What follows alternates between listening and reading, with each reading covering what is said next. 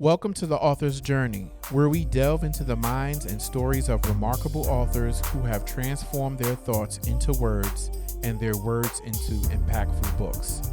I'm your host, Keith Burroughs, and I'm thrilled to be joined with my co-host, Dr. Wilson Bunton Sr. Together, we're embarking on an enlightening exploration of creativity, resilience, and the power of storytelling. Each episode, we invite a new author to share their unique journey, uncovering the inspirations, challenges, and triumphs behind their work. Whether you're an inspiring writer or a passionate reader, the author's journey is your gateway to discovering the magic that lies within the pages of a book. What's going on, everybody? This is Keith Burroughs, and I have the pleasure of being here with Dr. Bunton, Dr. Wilson Bunton Sr. Put some respect on his name. Dr. Wilson Bunton. First of all, I want to give you a hand. Man, You're a doctor. good to see you. And it's a pleasure to be here today with Dr. Bunton. This is the Author's Journey. This is a platform where we are going to introduce different books that you can read, but also, most importantly, we'll have authors coming on the show where we'll examine their book and their journey into writing that book. Got a couple words for anybody? It's going to be one of many. This is one of many. You know, a lot of people, they put the time in to write a book, and it's hard to express how you feel, unless you read the book. But those that are thinking about reading whatever book that you pick up, you want to get some insight from the author to see what they were actually thinking while they were writing the book. Yeah, kind of like the thought process. What was your inspiration? What was the motivation? Right. I have a couple of books that I wrote, and there's something different that I felt when I decided to write that title. Right. You have several books here as well, and I do want to touch on that. Let's get right into it. Before we talk about your latest read, I want to talk about your first one. Okay. Well, what's the title of your first book? The title is The Woman You Call Life. So on the cover of the book, there's a W there for wife. But the W is crossed out, and the L is put there because she's not only your wife, realistically, she is your life. She's the air you breathe. A lot of men don't want to give women the credit, but behind every good man, behind every successful man, is a successful and a good woman. Behind every puzzled man, there's some glue. There's a wife that's gluing you together and keeping you upright. Saying you can do it. Don't give up. You're right there. Don't give up. Yeah, shout out our wives. Yeah, shout out to our wives. Yeah. Shout out our wives, because I that resonate with me. Reading your book, I read your book several times, and the funny thing is I read your book before I was married. Right. Yeah. So I was able to gain a lot of insight on a marriage that have lasted so long. How long have you been married?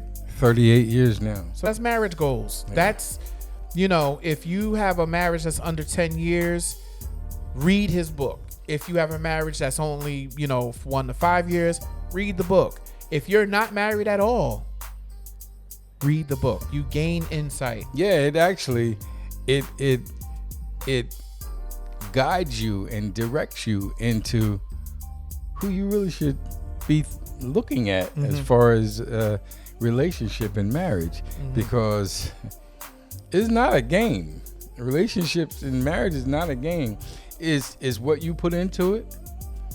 Time, you know what I mean? Sacrifices. Because listen, hey, I'm the type of guy, I like music, I like sports and all that, and if that woman is not, if she don't have the patience to understand what I like, who I like, and you know what I mean, and all those different things.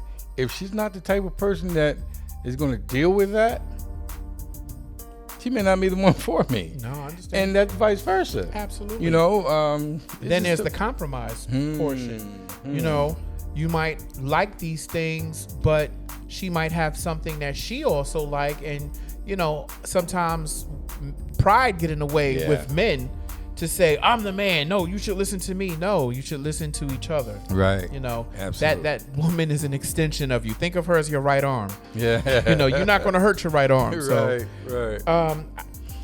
I want to jump straight into your current book because, we definitely want everybody to know you can purchase The Woman You Called Life on Amazon. Yes. Amazon. You can purchase it on Amazon, but I'm telling you to purchase it from wcbuntonministries.com because you'll get a better buying experience from the website. Or iGrindation Publishing.com as well. That's right. We're also publishers. Yeah. So, you know, Dr. Bunton let the cat out the bag. Well, hey, those are opportunities. It is. That, you know. It is. Absolutely. Go on either one of those sites and go check us out, man. We're trying to do something, you know. Mm-hmm. We're doing something. Yeah. We're moving forward, aggressively getting our passions together and working at them on a daily basis. So you have another book, your latest book, right? Called I Am Necessary. Yes. Now let me set the backdrop for you guys. I Am Necessary is a brand. Yes. Right? It is Wilson Bunton's brand, Dr. Wilson Bunton's brand. You know, he'll tell the story on how he came up with the brand. I just want everybody to know how you feel when you wear the brand. Mm-hmm. You know, it's about empowerment and human empowerment for people to see a positive message as strong as I am necessary on your clothes, on your mug, on your pen, on your pad, on your hat. This is an amazing brand, and you can talk about how you first came up with the I Am Necessary brand. So I had a dream, and we're going back quite a few years, at least 5 or 6 years at least. And the dream was that I was holding up this. I was a homeless person, and I was holding up this sign, and the sign said, I am necessary. And people would walk by and read the sign, and I would say, yes, you are. They'd say, oh, look, I am necessary. And I would just say, yes, you are. And they would drop a dollar or some change in my cup. And it was weird because I woke up. Normally when I have dreams, I always keep a book, a tablet, and pencil on my nightstand, so if I have dreams like this, I can just get up and write it down before I forget. That's a good idea. So what I did was when I got up, before I even got up out the bed, I grabbed the pen and paper, turned the light on, and wrote I am necessary down real quick so I wouldn't forget. Then I went on about my day, and then a week or so ago after that, I was telling Keith, I said, man, I had this dream, man, that I was holding up this sign that says, I am necessary. And I said, people would say, you know, that I am necessary. And I would say, yes, you are. And they would drop some money in my cup.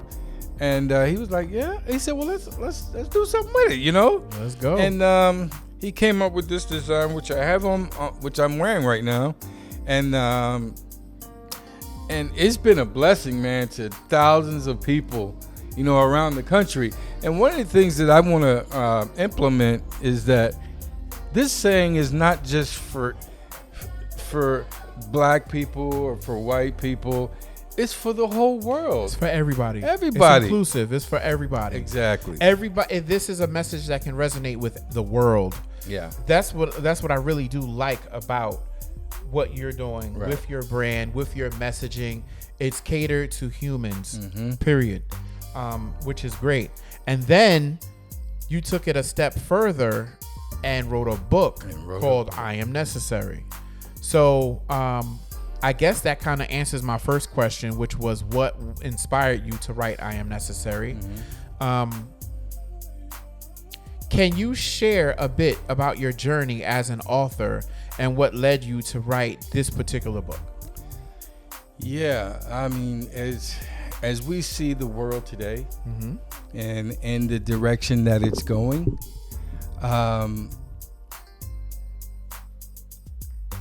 negatively, the world is falling. The people are dying. There are people that want to die that are living, and there are people that are living that's going to die, but they want to live. So, in my experiences, people need to know that they are necessary. They need to understand the importance of who they are as a person, and who they are and who they represent. Know your purpose. Understand it. Know your purpose in life. When you find out what your purpose is, you'll be able to understand everything else that's around you. That unlocks everything. When you find your purpose and find your passion together. Yeah, exactly. Like it's better than money. Because for me, it's not work. Because this is something I love to do, and one of the things that I like about this saying is when people read it, and I hear them, I say now still, yes, you are, and it strikes up a conversation. Absolutely. And in the conversation, I can now minister to them and see where their head is, and maybe say something that may strike their interest, so they'll understand that they are necessary. So the title of the book by itself is engaging enough to spark up some conversation, and then you can take it from there and almost make an assessment of the person, right? To talk with them and see where their head is at. That's true. What impact do you hope I Am Necessary will have on its readers? The impact that I'm hoping and praying that people will understand who they are as a person, young or old, doesn't matter, rich or poor, doesn't matter, that they would understand that their lives really matter, that they are important to someone. Like I heard a lady say, at a place where we were vending at, she was cooking sausages and all that stuff, and I heard her say, "I am necessary." That's a silly statement, right? What? So I said to her, "You don't think you're necessary?" So she said, "Well, I'm just saying, like, what is the purpose of this?" I said, "Look at all these people lined up to get your food." And she looked at me. I said, "To you, to all these people, you are necessary. If your food wasn't good, they wouldn't be in this line." That's right. And she's like, "Oh." She said, "Can I have 2 shirts?" Because she now gets it. Yeah, it creates the perfect opportunity. Exactly, and it does. And I.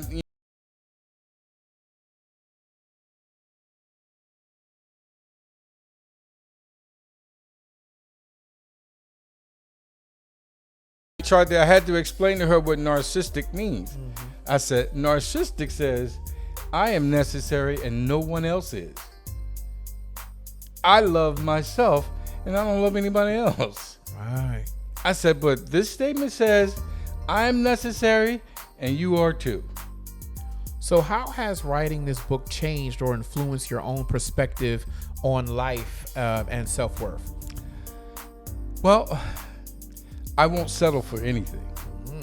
You know what I mean? Yep. I as the scripture says, I can do all things through Christ who strengthens me. So God has given me the ability to say to myself, listen, man, get up from where you are. You can do anything you want to do, but you got to get up.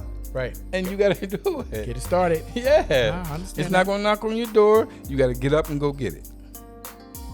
So, yeah. So let's see what the book looks like. Can you hold the book up? Yeah. Got a copy of it right here. Beautiful cover. Yeah, it's a nice cover. Matted, and the back of it gives you a little explanation of some of the some nuggets inside the book. I think that what you should do is read maybe a little bit of chapter 1, just to kind of whet people's appetites on, the book. How many chapters is in the book? 16. 16 chapters.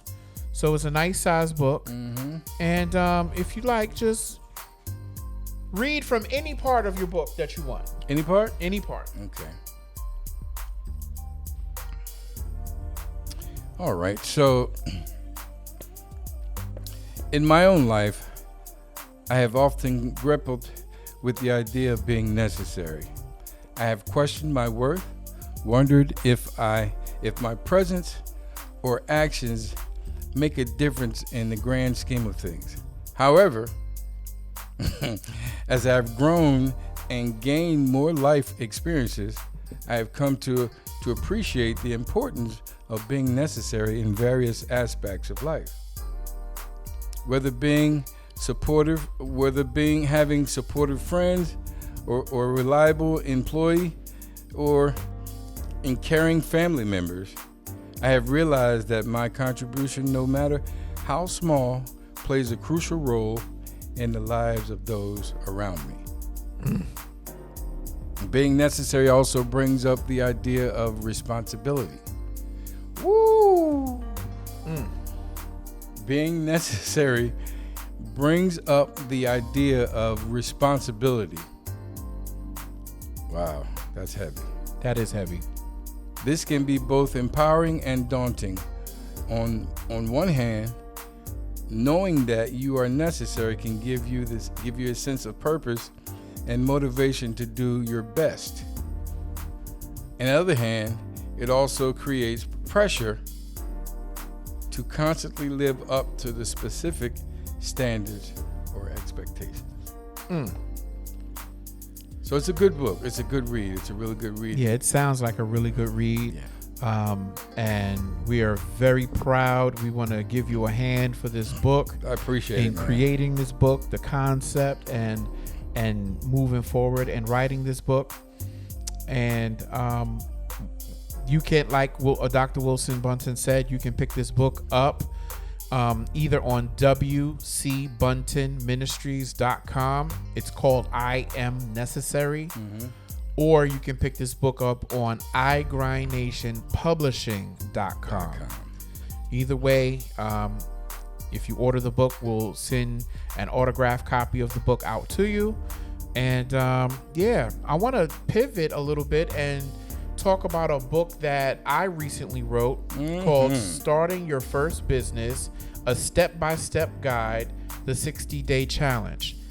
And what I really like about this book is, instead of doing chapter forms, I broke the book down based off of 60 days. So the concept is, after 60 days, you should know from top to bottom how to not only run your business, but you'll have the business set up legally. You'll understand the marketing strategy, the branding strategy. You will understand how to source your materials. Everything you need to know, you will know from this book. Yeah, when I saw the book, I was really proud of you, man. Thank you. For real, like you're a hardworking guy, man, and and you inspire me. You know what I mean? The things you do, and I see you working hard. I have a few questions I want to ask you though. Can you share some key insight or strategies from your book that are crucial for new entrepreneurs? Absolutely. So, my favorite alliteration is proper preparation prevents poor performance. Right? So if you really think about that, and I mentioned this on many podcasts, but if you really think about what it takes to properly prepare for something, it will control how you perform in it.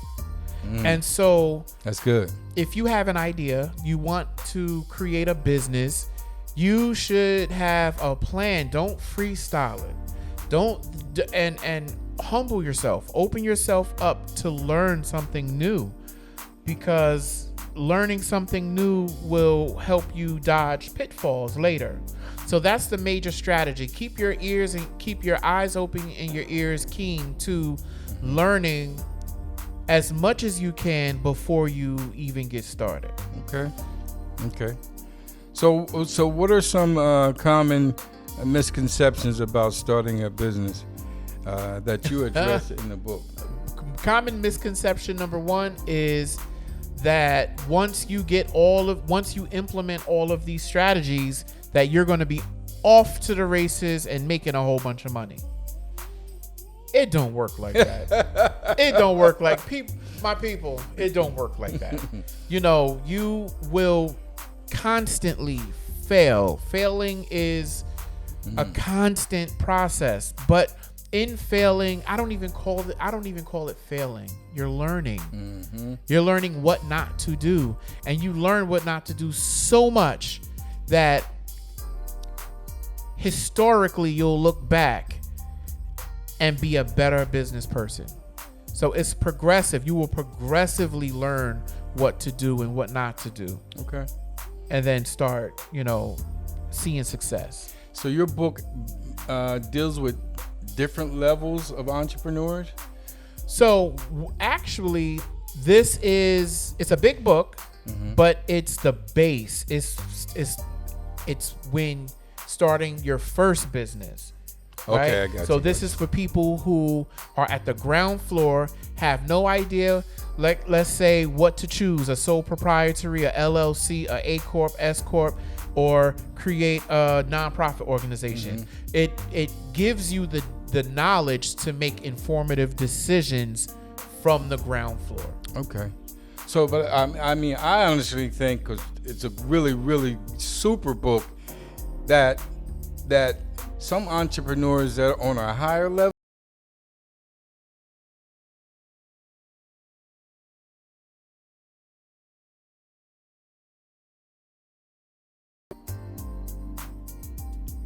for example, I'm going to skip day, it's 60 days, and those are like chapters in this book. I'm going to go to day 8, and I'm going to read from day 8. Day 8 is starting your first business, the 60-day challenge, defining your brand identity. Day 8 is dedicated to defining your brand identity. This involves exploring your values, missions, and unique selling points to establish a clear and distinct brand that stands out in the market. Here are some key steps to helping you define your brand's identity. Identify your core values. Reflect on the values that are important to you and your business. Consider what principle guides your decisions, actions, and interactions with customers. Your core values will form the foundation of your brand identity. So, yes, you're absolutely right. Not only does this book go over everything you can possibly need to start a business, but if you are currently in business and you want to refine some of your strategies, like your brand identity, this book is definitely a must read. Okay, so what does your mindset play in the journey of starting a business? Mindset. Listen, I love that That's question. very important, mindset. The mindset is everything. I wrote a whole book about mindset. We'll get to that. Yeah. So I've learned how to adopt a growth mindset. A mindset where I humbly learn as much as I can without putting any expectations on the ceiling of that learning. I don't cap my learning. Right. I don't say, okay, stop, I've learned enough. No, learning is a constant reflection of what actions you're doing, your reactions, and how you can be a better human being. Right. Okay. So, yeah, like this, I'm telling you, man, when I get this book, I was really proud of you. I say, Because you put some time in on that. Yeah, thing. yeah. I Because did. I remember a couple of times I called you and I said, "What you doing?" I said, yeah, I'm in the middle of something, brother. I call you back. So I know when you're in the middle of something, you're grinding. So, hey, man, this is what we do. You know what I mean? It is. As men, we grind. We make things happen. We don't just talk about them. We make things happen. Like you actually got a book out together. Yeah. You want to talk about that? Yes, absolutely. So we have. Let's first talk about the publishing company. Okay. Right. Okay. So, between the two of us, we have 10 to 12 books. Right. If you look at the books that's on the bookshelf that hasn't come out yet, we're about maybe 15, 16 books in. Yeah. So we decided to create a publishing company so that we're able to be in the right position to help other authors manifest their vision and make it come into fruition faster and more professional. So that's a product that we do offer our audience. Publishing, where we can help you with your cover art, we can help you with the editing, we can help you with the linguistics of the book, and we can actually help you get the copies of your publication so that you can sell them on your own, and then you can be a part of the iGrind Nation publishing family. So with that being said, we also have books that we've wrote on our own, and we have books that we do book collaborations as well.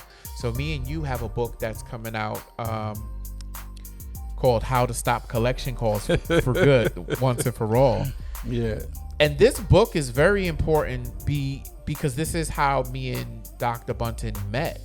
We met on a collection floor as operation managers.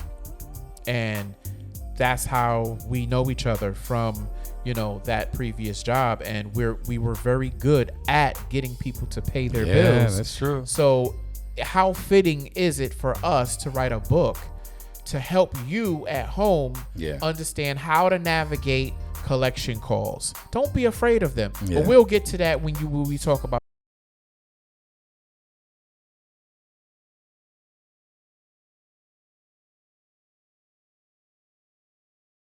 It goes from dialing the phone, looking at it. Listen, you can't be a prisoner in your own home. Right. What I mean by that is you looking at the phone, you're not answering it because you don't want to deal with the people. Yep. That's being a prisoner in your own in your own home. And I know how it feels because I used to do it as well. Yeah. Your phone ring is a collection call.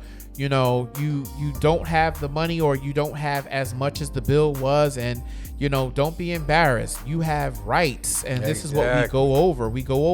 We like to stick to the weapons you'll have in your arsenal to be able to combat the person that's on the other line. Right. So we both at one point or another was trainers. We were collection trainers. Yes. We trained the people that was calling you. Yes. So how fitting for us to write a book for the people. Yeah. And that book is coming. You can actually pre-order that book right now on iGrindNationPublishing.com.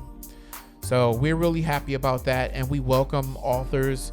We want to sit down. We're going to sit down and talk to authors together on this new podcast. Yeah. I can't wait to talk to these authors or even the people who aspire to become an author and write.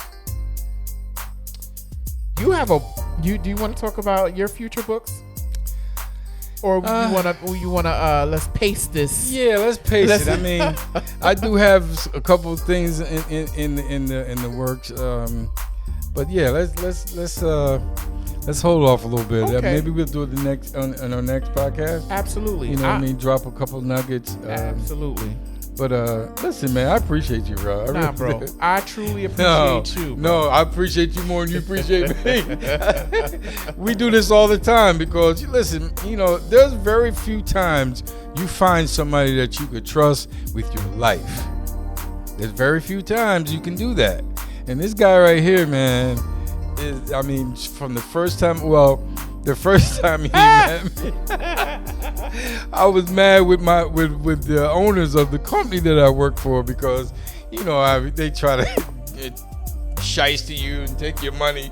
And when he met me, I said, hey, man, what's up? And he was like, wow, they was talking about how nice this dude was. And he is the meanest guy I've ever. Everybody was like, "Oh yeah, you're gonna be working with this gentleman named Wilson Bunton." And when I met him, I was like, "Oh no, I don't know." But I'm glad how it turned out the way it turned out. Yeah.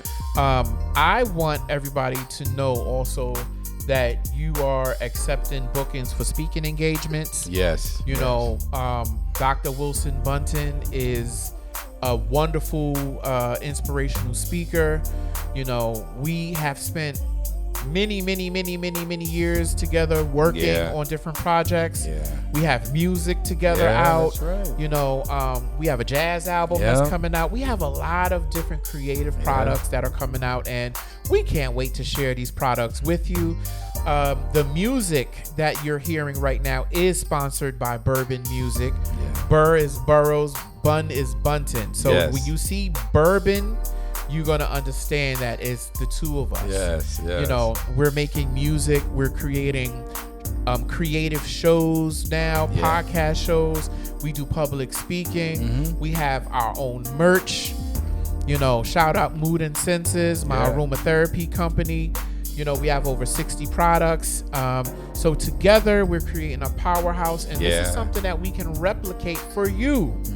You know, so don't be shy. If you have a question, questions get answered over here. That's true.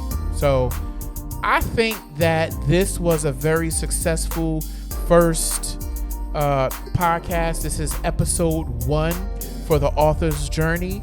And we sat down today with author Dr. Wilson Bunton Sr., and I'm also an author, Keith Burroughs Sr., and we look forward to our first guest that will be on either episode 2 or 3, because I think we might need another episode just to also discuss some things. The beauty about this podcast is we can talk about anything. Yeah, that's true. It's about the author's journey in life, not just the author's journey of writing a book.